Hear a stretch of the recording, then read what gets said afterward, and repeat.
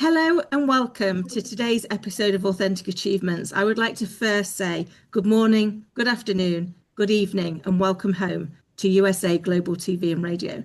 Today is my first pre-recorded show, and I'm delighted to be able to bring this show to you so that we could get this really important story out. It's my absolute pleasure and privilege to be joined by the fabulous Terry Rich, who is a renowned, successful CEO, president of 25 years, who loves to engage and entertain audiences across the globe. He's led the team that busted the largest lottery fraud in US history. He's been a guest on Johnny Carson's Tonight Show, ran a zoo and gave away $1 billion. But it kind of doesn't stop there. He began his career in the early days of cable television, but he's best known for cracking the largest lottery fraud. And that's where we come to today. So Terry has authored two books, The 80 Billion Gamble and Dare to Dream, Dare to Act.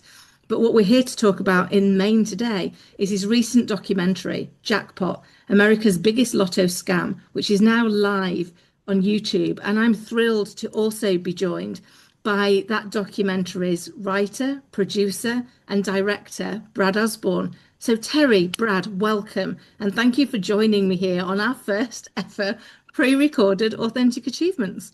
I appreciate it. It's been really busy since we've launched this. It's just been blowing up, and so we appreciate taking the time and being able to talk to you about what we think is a pretty exciting deal. Definitely. Thank you so much for having us. We appreciate it. It's an absolute pleasure. I've got so many questions, but could I start by asking you guys, and I'll take Terry, you first, and then Brad, you next, to talk to me about this project, what brought it to life, and what was its inspiration for you? Well, during big time and when you're working with government officials, a lot of people like to say, hey, let's just forget about this deal. There was a fraud. It was an internal deal by a vendor of the government. And so let's just forget about it. And now we were enough years behind it. We're going to be celebrating, I think, the 15th year this year. And I said, let's tell the story factually and let everybody see behind the scenes. And when we started doing it, it was so complicated. So I handed it off to a company that does a lot of motion pictures, and Brad took it and wrote the story. And he's done a heck of a job, right, Brad? Well, I mean, it's the kind of story where you just, you don't have to do a whole lot to make it amazing. It's an incredible story. It's a riveting mystery. It just has all of the elements. And so I just kind of got out of the way and let people tell it, added some visual interest. And it was a very, when sometimes in this business, when things go really, really easy and smooth, you know that you're on track and it's a good thing. When things get difficult and hard, you got problems. This was easy from the beginning, so I knew it was a story that was going to flow and be compelling. So it's great fodder. It's great material to work with. It is, and it's an amazing watch. I recommend to anybody who hasn't watched it yet, please do go.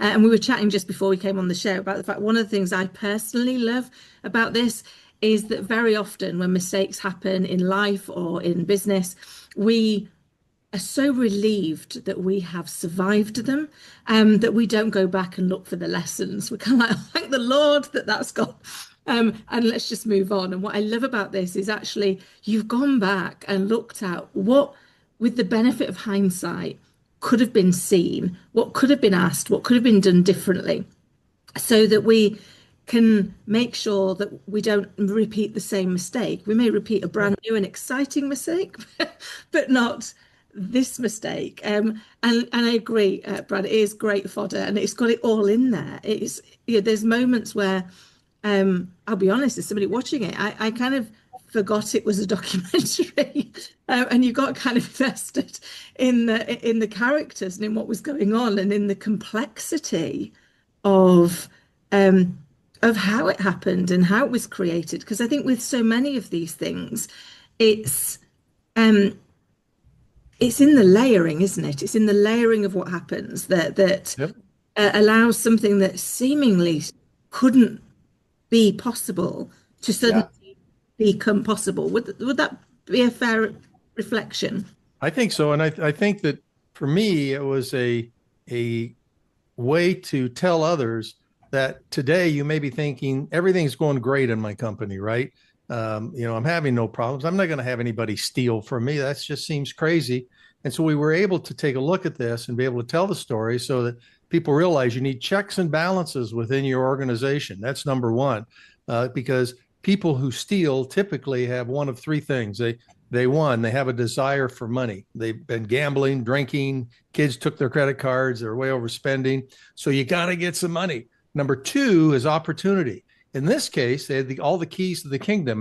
And if you have a local church or your local school, and one person writes the checks and writes the purchase orders, pays the bills, and also writes the POs, you're ripe for fraud. But you have to have the third one, and the third one is rationale. At what point do people say, okay, yeah, I could do this, or I need the money, because everybody needs money, but I really deserve it because Joe over here or Fran over here is making all this money and I don't get it. So I think I'll just take a little and try to get by. Then they get greedy. So those were some lessons I think that we saw throughout this that you'll see when you see this movie, and realize that really you probably will get caught because you just get too greedy, and that you tried it once, you tried it small, and then all of a sudden, well, now I need just a little more. It's almost like gambling.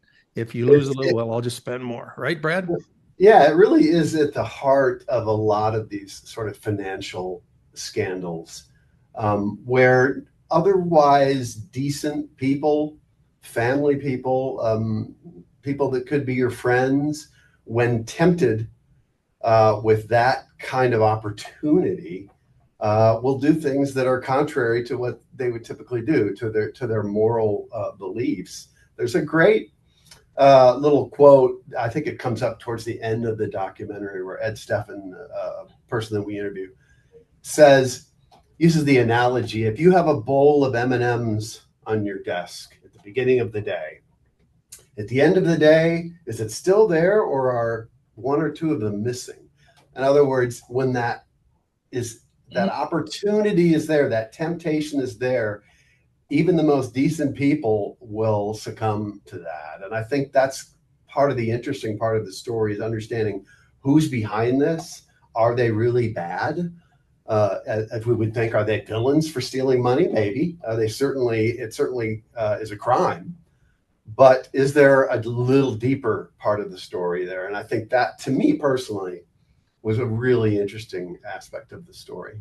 And I think, Kim, you see from the perspective of the the people who are in charge of making sure these games are fair and honest, and how the temptation not to say anything or just forget about it, just pay it, really comes in. And I'm so proud that, we were in an organization and we worked with an organization that said, no matter what happens, we want the game fair and honest. So if we think there's a problem, let's go after it. And many of my associates in other states and other countries were saying, you're going to ruin our reputation. You just got to pay it. So there's a little bit of a morality lesson, I think you'll see when you see this documentary. It's true, isn't it? I think, often we don't know what life's going to throw at us, and what that will change in how we do. And it struck me that almost a little bit like, I'm a bit of a crime show fan, but it kind of pulls back to that. You've got to have means, motive, and opportunity, and then that kind of came clear through the program. But I think there was almost an element of, we don't know what we would do if faced with the same set of circumstances. We know what we think we'd do, we know what we'd like to do, but do we know what we'd actually do? And that's not just with the person who, the people who committed the crime, but also all the people around them, as you say, Terry, the people that were willing to stand up and go, this doesn't feel right. There feels like there's something not right here. And even in the face of being told, don't rock the boat, because this is going to cause a problem elsewhere. The strength of character of that culture, of that organization, to go, no, we're going to stand by what's right, not by what's easy. And I think that's got to be a great lesson in itself. Yeah, you think that Aunt Sue's never going to steal, who's the church secretary, because she's my aunt, right? But that temptation does come, and I think learning to be prepared and to tell everybody to create a culture in your organization that if something doesn't feel right, as the old saying goes, If you see something, say something. And that is really important in how we busted this. But the other thing is when you talk about police, the investigators that go after these things, I had to put a lot of faith in that. And you had to realize that it wasn't just one person that solved this. I mean, I think I could count, when I watched this documentary, up to 20 different people that have won, including Bigfoot. You guys call it, is it Sasquatch over there? Even including Bigfoot, who was involved in this thing. If they hadn't existed, we wouldn't be talking today. Yeah.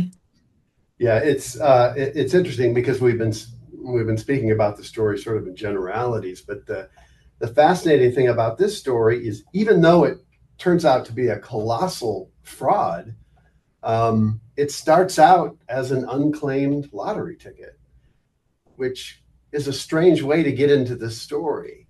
But again, that's really the intriguing part of the mystery is, there's a $16.5 million jackpot, and they draw the ticket and nobody shows up to claim it.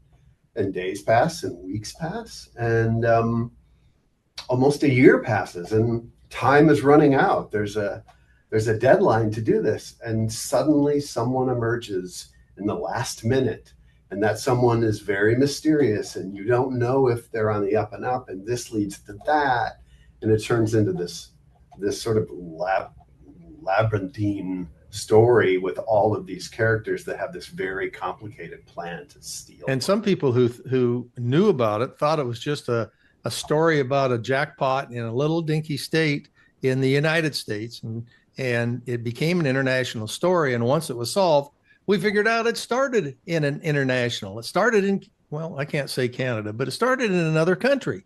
And that's the craziest part of all this, of how people kind of mess this thing up for the original guy who did go through all of the trials and everything that went with it. But ultimately, you get to the point where you realize if it was a murder or rape, an assault of some sort, these things are tried forever. And in our country, you go to the Supreme Court.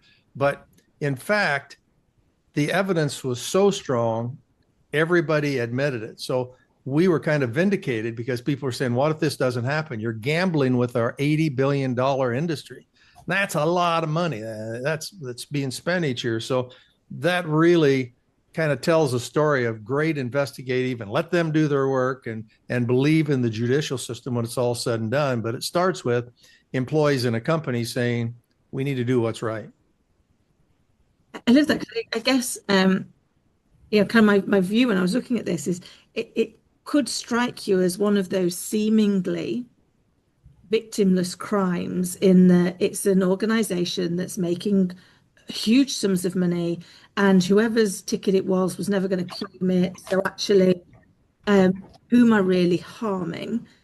Now that I'm going purely at its simplest view, because that isn't true, and we know from the complexity and everything else that it's part of the rationale people have, Kim. It's there are frauds in England. You'll hear that in the story. The big one in Milan, all over the nation. But when you look at it, anytime there's a lot of money sitting around, back to think about if you dropped $100 bill and walked out of the room, would somebody come pick it up? Would they keep it, or would they give it away? And I think it's, as a person, you've got to say to yourself, when something like this happens in your company, in your organization, and whatever, what would I do? And I think this tells the moral of the story is, don't do it. You might get caught. Yeah, I love that, because it was, that in every moment we have a choice, don't we? In every moment we there's always two routes to go. It's a little bit like living our lives in sliding doors. We can do this, we can do that, and I guess the story really helped unpack that, which was, it was a choice that then triggered a series of choices. Not absolutely. Then all of a sudden, like, what seemed probably in that first instance to be not that big a decision suddenly becomes humongous. And we hear this all the time in all walks of life, don't we? Where we make one little choice, and then all of a sudden we've dug the hole so deep that we can't get back out, because and you never know what's going to trip you up. Even 2 hot dogs was part of the 20 different things that happen. If the guy hadn't bought 2 hot dogs, well, we wouldn't be talking today. But as I did research on this, I found out that 55% of the people who steal from their company have never stolen before. So they get that trip on that financial of, divorce, booze, gambling, whatever it is. They're in there. But guess what most people do, what often companies do, back to your morals. Most of the time you call the person in and say, hey, look, I know you stole. If you resign right now, we aren't going to do anything. You can go. Well, guess what happens? That 55 or that 45% that they send on that they don't prosecute, they go somewhere else and they steal there too. So it kind of gives the moral dilemma of an employer to say, geez, should I prosecute? Should I stop? Make sure I get this thing stopped, or do I let them go? And then they go do it somewhere else. That's so true. It reminds me of, God, 20 odd years ago, working for one of the big banks, and all of a sudden all of our processes changed. And how we did ATMs, it was at the time. Yeah. Whereas you used to be able to do them on your own, you now had to do them with 2 people. And that was because somebody I went to school with defrauded them for hundreds of thousands. But it was kept quiet because they didn't want to damage the reputation of the banking infrastructure or what was going on. Very similar to kind of what went on in a much smaller scale, but what went on in kind of the documentary was they wanted to keep it quiet, so it kind of got hushed up. The person got found because of how much they'd got in a winner's account in a betting company. So they were found out through money laundering because they were betting so much of it. You kind of like started to unpick it and go, oh my goodness, this one bit suddenly is a huge story. It's got such far-reaching impacts across a huge industry. And yet we don't always see the severity of what happens if I don't do enough to bring to light what's happened, to ensure everybody else in the industry, to your point, Terry, puts in the checks and measures, make sure that they alter their operating procedure to be on the hunt, on the lookout for anybody doing the same thing. Yeah, I agree. And part of this, when we decided to do the documentary, was to try to get it out to as many people as possible, back to the education that you're doing here, Kim, of things to watch for, things to think about, so you're prepared if something happens. And so we decided, I learned from AMS Pictures, where Brad works, that in today's society, it used to be you always try to send it to the HBOs or to the networks or to this or to that, who charge extra money to give you a streaming service to see it. And we decided to get as many people as possible. And there's this whole new distribution area. And guess what? It's the #1 platform in the world on how to distribute. And AMS went ahead and put this together. Brad, that's one decision that I think really allows us to tell the story to everyone rather than just trying to make a buck for people and trying to get on those. You're speaking of YouTube, and yeah, that is the epitome of the free market. It is by far the most watched platform for content in the world, more than Netflix, more than anything else. It has its own uniqueness and its unique challenges, but it is truly a place where people can watch it for free with ads. It was kind of exciting for us to take our first foray into direct to YouTube. But to our delight, it blew up and in a good way, and has done extremely well. So we're very, very excited about that. And Kim, just listen to this. No tariffs. It's free. And if we haven't given the link yet, we're going to give the link here in a little bit, aren't we? So everybody can see it for free. And it'll be in the show notes. So just look at the link below and you will find everything you need. One, to be able to go and watch the documentary, which I highly recommend that you do. And 2, how to be able to connect to further the conversation. Because I think that this is one of the things that I love is actually your mission and your purpose was, how do we get the message out to the most people instead of how do I make the most money from the message? And I think that so resonates in your approach in taking it to market, which is the mission is greater than the monetary value you get off the back of it, because this is about making impact and making legacy. Yeah, the other thing that I think Brad brought, I mean, every time I've seen anything like this, when it's crime, it's always really serious. Brad, what was the thought? And I wanted to ask this question. I figured, well, we got him on camera. I can ask one quick one here. Oh, Why add the humor? There's some great humor in this story. Great question, and I love to talk about this. I mean, I come from a true crime background. For a couple of decades, I've been doing true crime series and documentaries, serial killers, and just some of the darkest aspects of humanity that you can come across. And it's fascinating viewing. I think true crime remains a huge genre.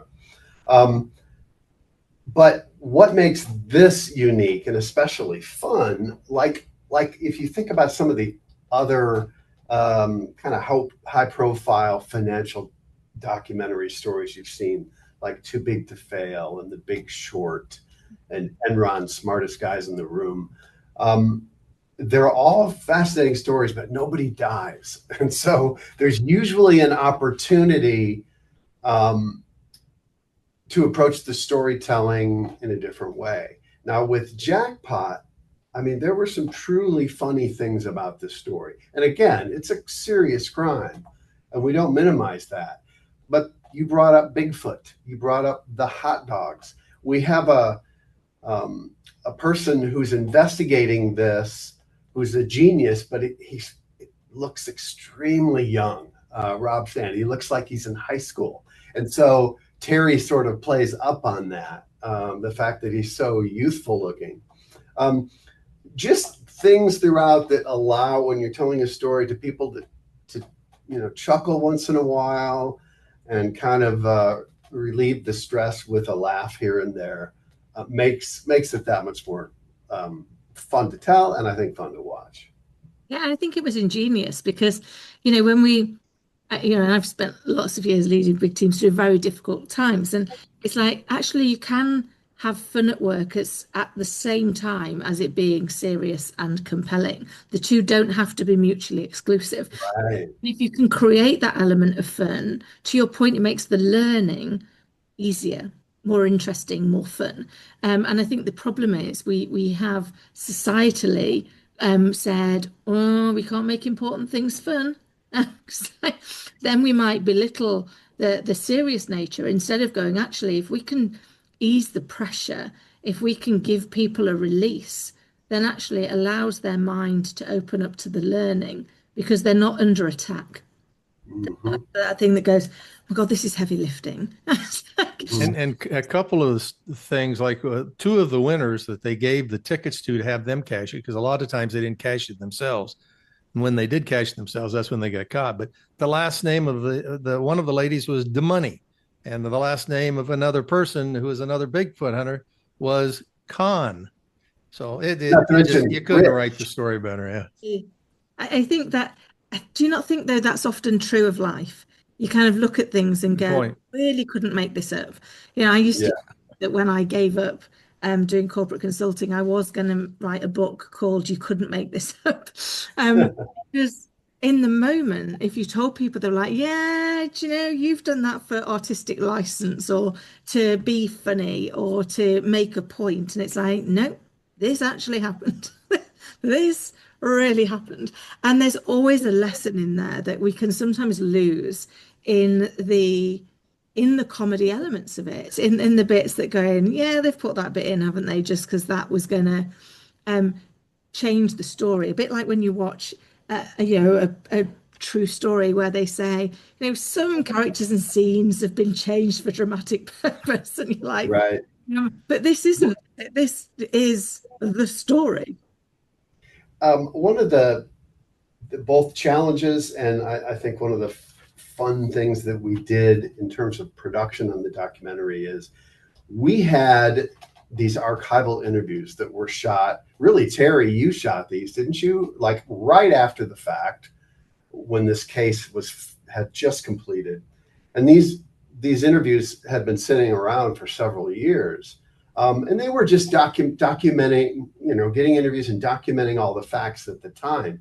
They were incredible resources to a filmmaker like it's on fresh. The whole case is fresh in everybody's mind, but it's not something that we would, we didn't go out and shoot it. It's not super pretty footage and all this stuff like we like to do for a documentary. So we had to come up with kind of creative ways to use those actual interviews.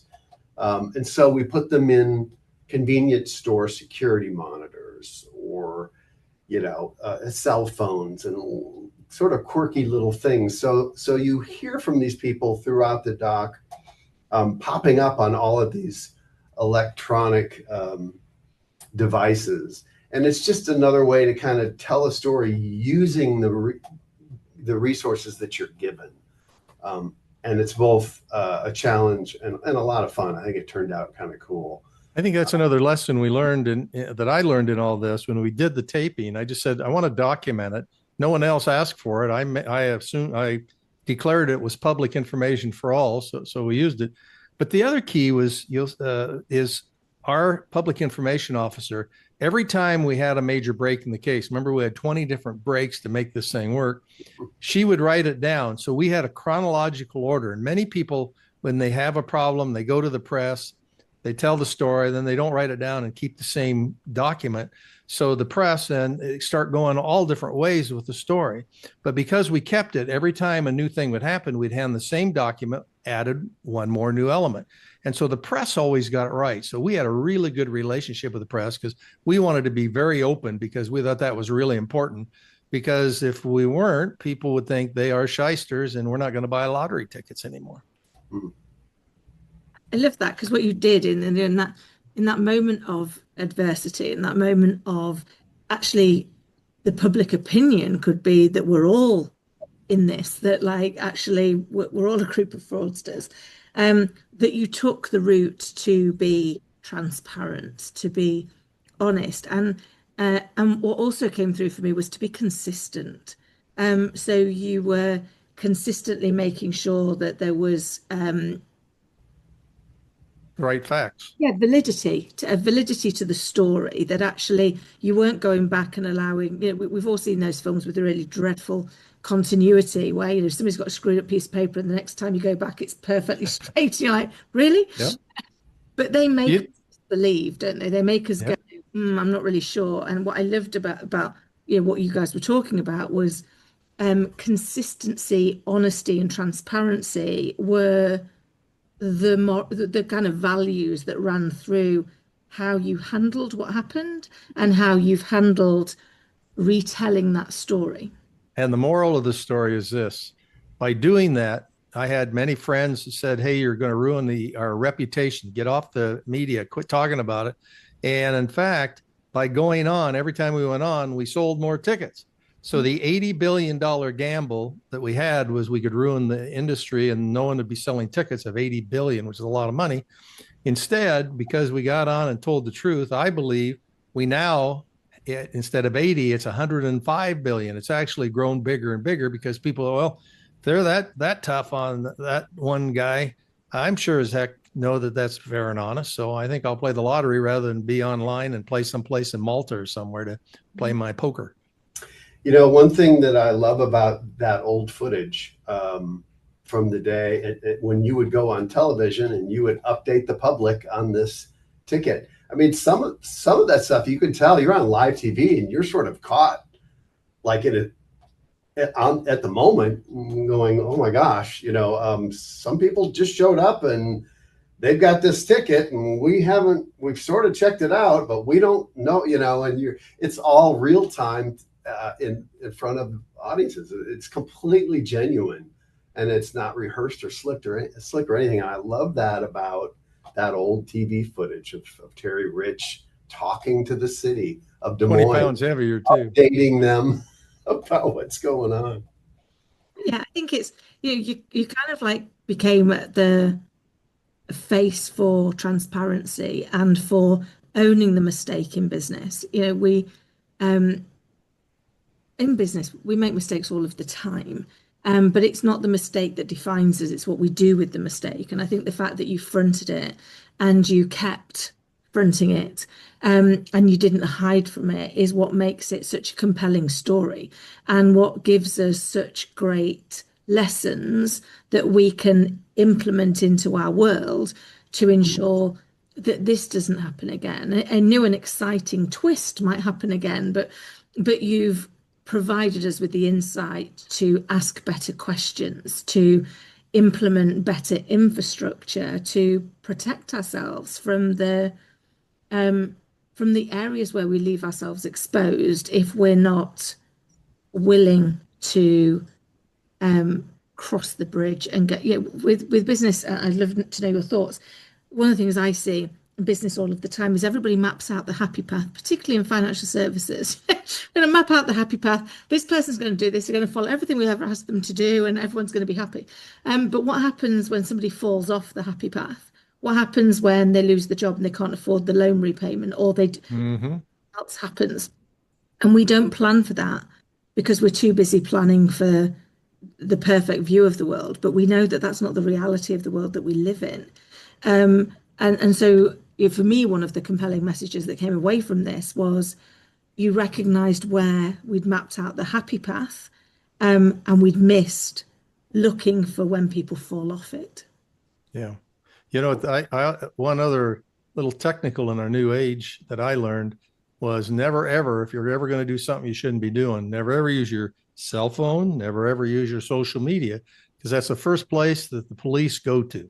And honestly, guys, it's just amazing. They look back 5 years and they could tell exactly where the person they were looking at was standing.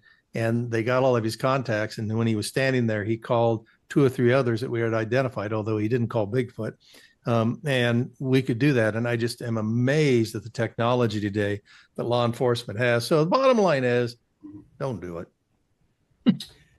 Yeah, I mean, LinkedIn, Facebook, just, you leave a path, whether you realize it or not. A very 5 years. I mean, think how much storage it takes to have 5 years of data. Every single telephone call you're making and every text you're making, it's a little scary. It is, and those advances are getting faster, aren't they? I was at a conference the other day and they were sharing the fact that when it comes to technology, we've advanced 10 years in the last 2.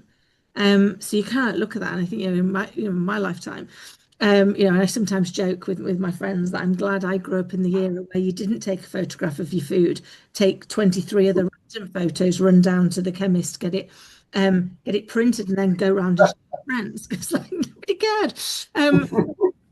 That's where I was brought up, pre the web, pre all of those things, and the world we live in now is so very different from that, isn't it?